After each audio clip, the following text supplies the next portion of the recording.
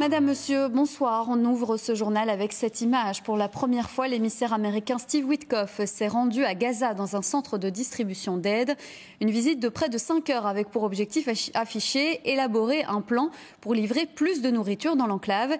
Les États-Unis avec Israël sont aux commandes de centres d'aide, des centres qui se sont transformés en pièges mortels pour les Gazaouis selon l'ONG Human Rights Watch. La bande de Gaza est menacée d'une famine généralisée et totalement dépendante de l'aide humanitaire. Une aide larguée au compte-gouttes par les airs ou par la terre. Et nous allons le voir, c'est une goutte d'eau dans l'océan pour les habitants affamés de ce territoire. Quentin Warlop.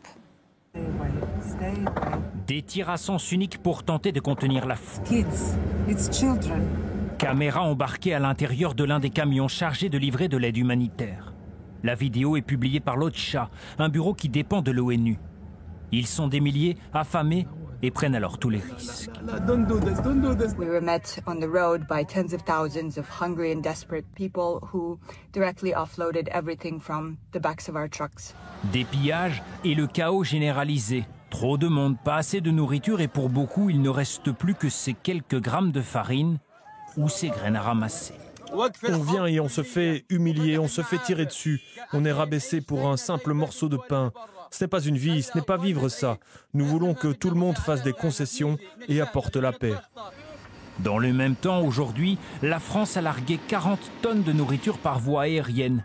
L'Espagne, 12 tonnes sur la bande de Gaza. Des largages aériens coûteux, parfois dangereux et critiqués par certains. S'il existe une volonté politique d'autoriser les largages aériens, qui sont extrêmement coûteux, insuffisants et inefficaces, il devrait y avoir une volonté politique équivalente pour ouvrir les points de passage routiers. L'UNRWA affirme aujourd'hui disposer de 6000 camions chargés d'aide mais bloqués à l'extérieur de Gaza. Ces derniers jours, entre 100 et 200 camions d'aide ont pu rentrer tous les jours dans l'enclave. Mais d'après l'ONU, il faudrait au moins 500 camions par jour pour subvenir aux besoins de la population gazaoui. Et puis la Belgique a, elle aussi, décidé d'envoyer de l'aide humanitaire par les airs. Un avion militaire belge a décollé ce matin, vous le voyez, en direction de la Jordanie, où il fera un premier arrêt avant de décoller pour Gaza. C'est la Jordanie qui coordonne cette aide arrivée par le ciel.